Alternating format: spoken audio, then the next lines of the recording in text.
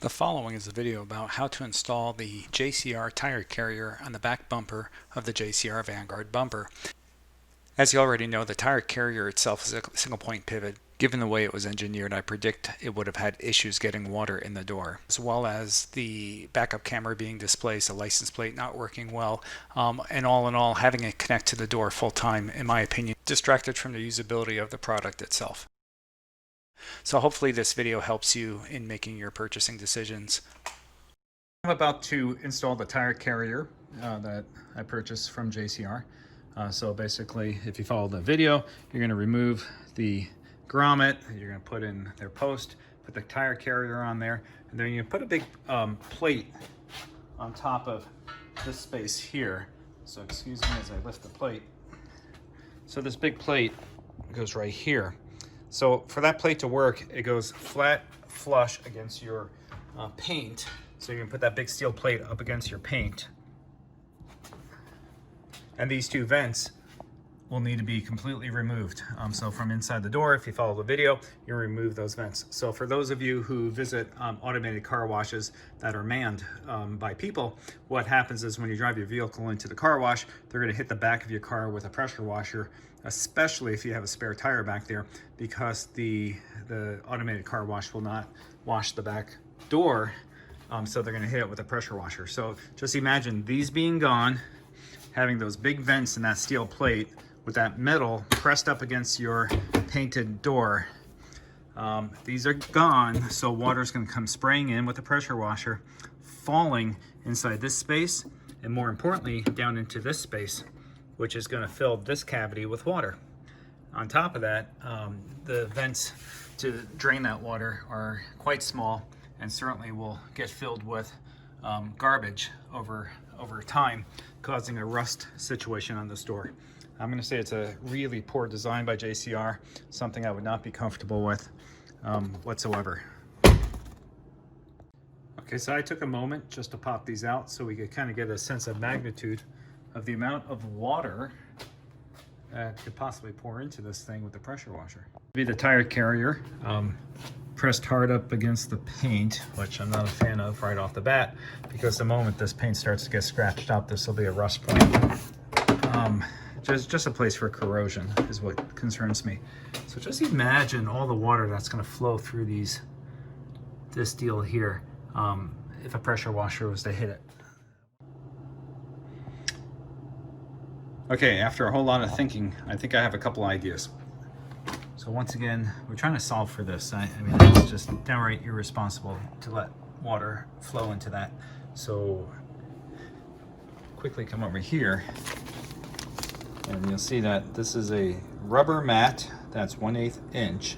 And I think what I'm going to do, one of two things. All right, I'm going to lay 2 layers of rubber behind this, one of which will be all the way down to the bottom, and the other one will be cut out to leave spaces for air to flow through, not these holes, but down through the bottom. So this way the air inside the cabin can be relieved through downward venting from the rubber. So let's unroll things and see how that goes. And I have a second idea as well, so we're going to try one at a time.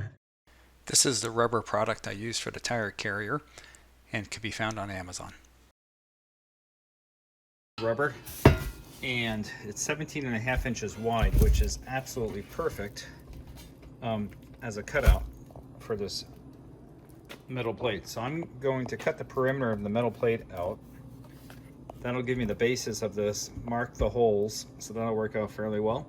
And then the first sheet, like I said, will be all the way solid through the bottom. And then the second sheet below this, closer to the vehicle, will be cut out something like this here will be cut out, and then I'll drain it out the bottom in both cases. So that'll be cut out and drained out the bottom. So this space here will be hollow on the second sheet. So basically that's going to provide me a and this rubber is 1/8 inch thick. So that's going to provide me just a 1/8 inch thick cavity for air to get out, which isn't a lot compared to what was there. But we're going to go ahead and give it a try and see. The second idea we'll actually be using the original parts that we're going to modify. And the third idea, if neither of those two work for me, is I'm simply going to weld 2 cups over this, triangular looking cups with a downward vent. So this way, at least the pressure when it hits this will not get directly in the vehicle, but will vent downwards. So that'll be the third idea. I just hate to mess up this finish, but we'll have to do what we have to do. This is working well. I basically took a 2x4 and a typical box cutter and put the rubber on top of the 2x4 and cut right through to the 2x4, so this way I can get fully through the rubber, and you can see that it's cutting just fine. So I'll finish this up. Okay, so that's actually working quite well. You'll notice that there's a nice round hole in my rubber. So what I did was I did not have a 38 special or a 357 expired, and I don't feel like pulling a primer out, so I just simply took an old 9mm I found. You balance it right where you want it, and then you grab the twatter, your hammer, and just hit the back side of that thing with a good solid sweep, and it'll go right through the rubber into the 2x4, and then you pop it out with your fingers. So let's go ahead and give it a try. So I'm just going to use this shell right here to knock a hole in each of the rubbers, as so.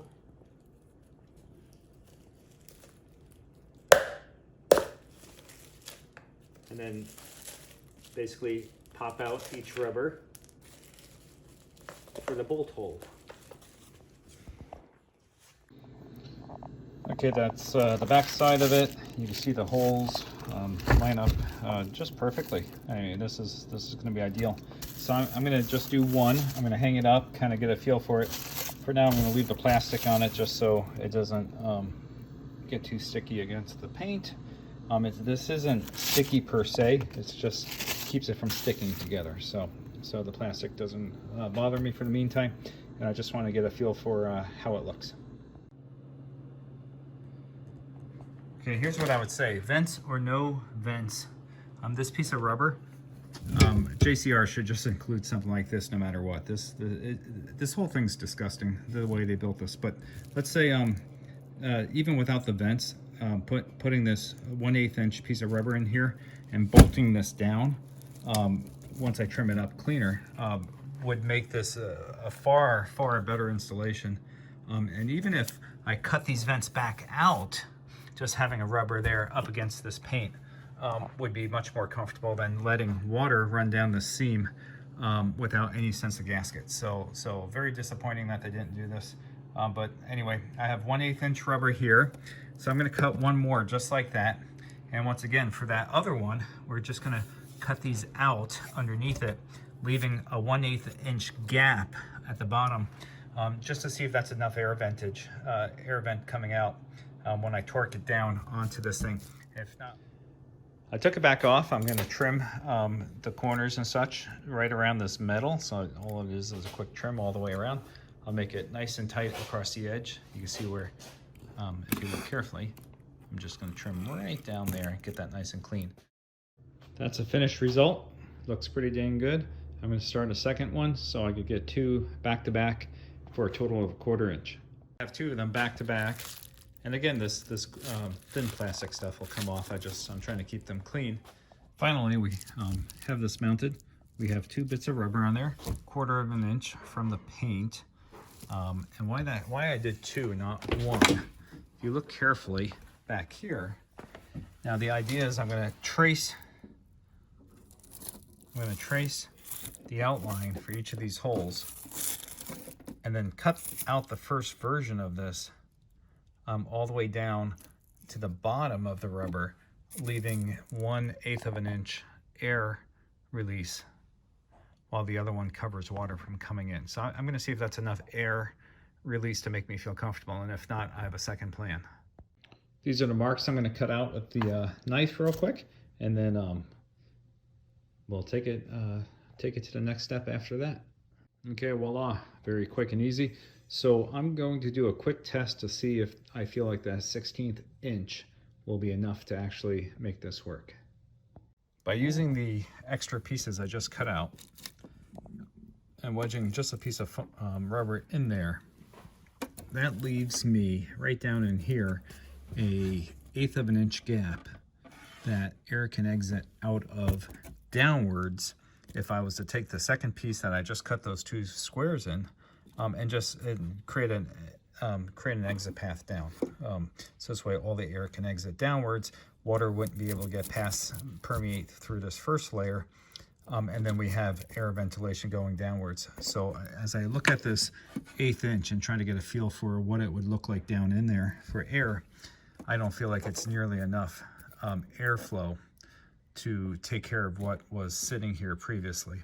So I'm gonna move forward with my second plan on how I'm gonna solve for this.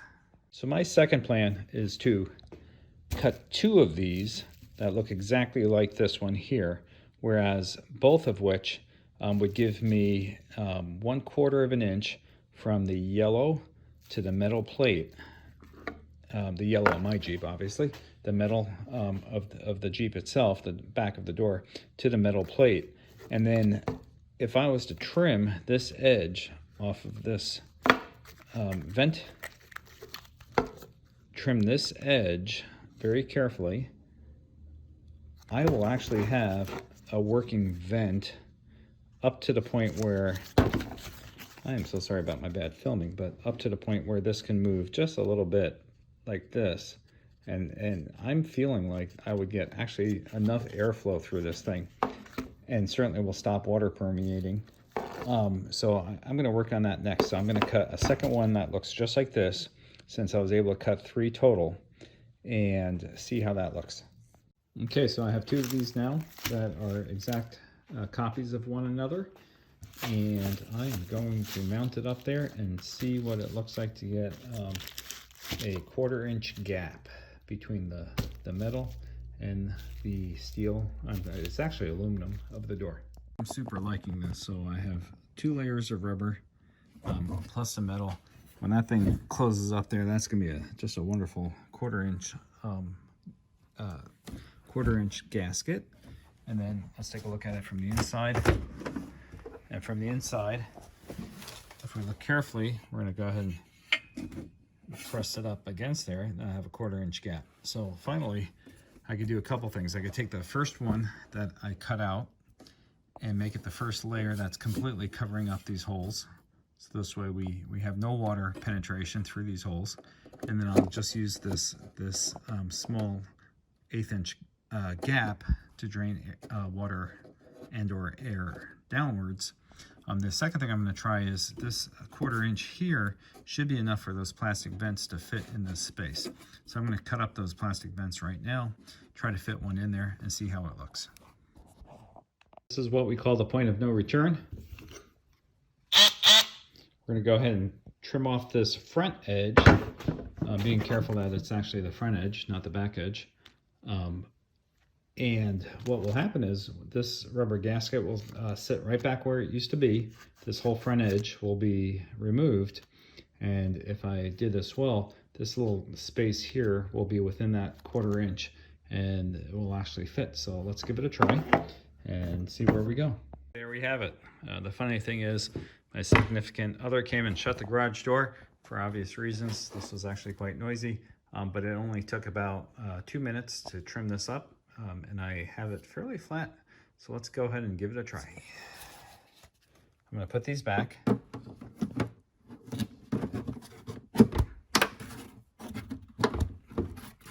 So those are in there. I'll go ahead and put this in. And I already see my first problem is the hole I cut for the rubber was sized for the metal hole, not for the outside edge. So I'm gonna have to cut all the rubber to larger holes.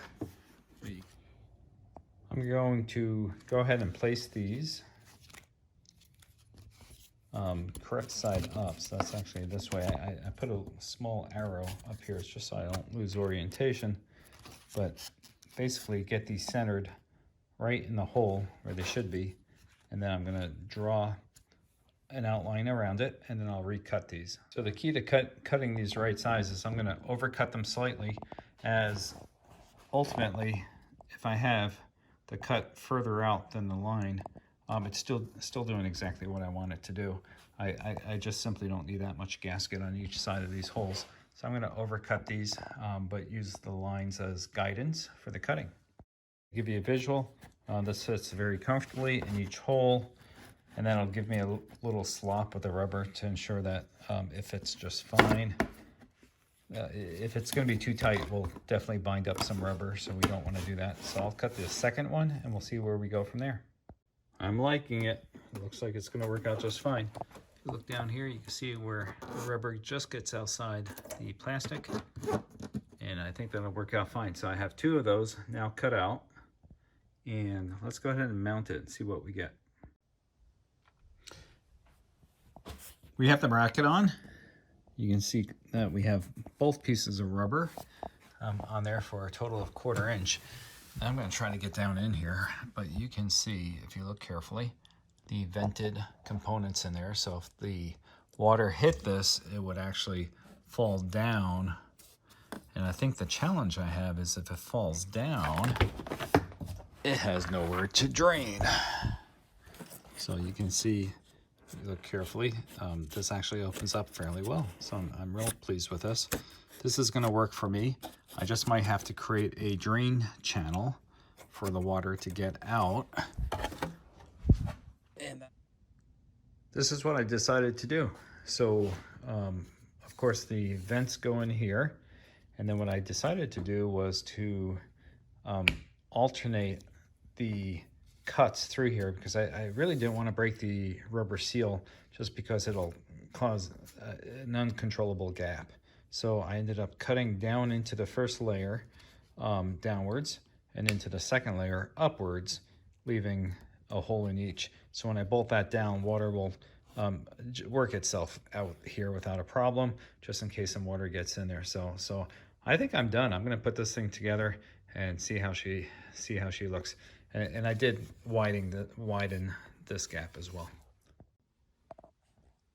I have her bolted in. She is looking really good. If you come down, I'll get the rest of the bolts in, but there's 4. But you can see how the vents are behind this. So if water does hit this, it's going to drop down. And then underneath here, it's a little hard to tell, but you can see where I have the offset cuts. Actually, that will do the water draining, and those offset cuts will keep the rubber from squishing out. I'm going to go ahead and give it a quick test, but I can actually see when I close this door, the air pressure pushes out those vents just fine. I'm going to put the rest of the 4 bolts in. I'm kind of excited. I built something that seemingly is going to work really well. Very discouraging that for a $700 tire carrier, I had to spend 2 days worth of work to engineer a proper water solution for this thing. I mean, JCR simply should have done this themselves, but I think it's going to work out pretty good. Now that I have the back plate fully bolted on and torqued nicely down, I'm going to go ahead and start the install of the rest of the tire carrier. I hit this up with some caliper grease, which is about as thick as it gets, and simply, I'm guessing, would do a nice job of keeping it from building up rust between the 2 pieces of metal. So I'm going to go ahead and put this together as per the website instructions and come back to the video once it's up and running. I reckon I've had this 1 1/8 inch wrench now for probably 15 years and not once used it. So here's its matron voyage. Let's get this torqued down. As I'm getting the bearings ready, I noticed the inside bearing races were very, very dirty, as if they weren't clean after manufacture. So I just took some basic brake cleaner and a rag, got them cleaned up before I greased them. Last thing you want is a bunch of sediment in that grease. So far I struck out on my grand plan. I have a huge gap sitting here, and I'm torqued down just about as far as she can go. So it feels like something's not lining up. And at first I thought, well, maybe it's the extra 1/4 inch here, but there's no way in the world it's the extra 1/4 inch. That's the problem. I feel like I walked down a total rabbit hole on this one. So here's the deal. This the adjustment rod is, I had to make almost a 1/2 inch shorter in order to make this work. And what I'm realizing, and I took this off and I tested it, and you know, granted there's a small amount of difference with this sitting up against the middle, but the rod itself certainly wouldn't have worked even without the rubber. So I'm not sure what the engineering issue is here, but it's working just fine now. I did shorten this significantly, which of course alters the structural integrity. And then the second issue I'm having is, as I open this thing, there's a point in which it, there it goes, locks open. I'm not fully open here. I mean, it's reasonable. I certainly could get in and out, but the I'm not fully open, so I'm a little concerned. I might reach out. This is the end of the video for the tire carrier by JCR. I'm going to have a separate video that speaks to the way I did the camera system and the brake lights, but let's go ahead and talk about how the mechanics works on this now. So what I decided to do was, if you get in here, was I put a portable, it's basically a horse trailer pin that goes in there, and it's a hardened pin, so it's just as strong as most bolts. But I put that in there. I put a little catch on the bottom to tie it in. This actually goes in real nice and tight. So basically, if I was to pull this out and pop this open, the tire carrier itself, as you can imagine, will swing separately than, there you go, swing separately than the door itself. So like I mentioned earlier in the video, I needed to go ahead and shorten that up, and now it fits in there nice and tight, exactly the way I expected to. And then in the other video, I'll talk about the rerouting of the cables and what I did there. Thank you for taking some time to watch this video about the JCR tire carrier and me speaking out loud as I engineered out a solution for the water issues. I've made separate videos for the backup camera and the license plate bracket, so watch for those.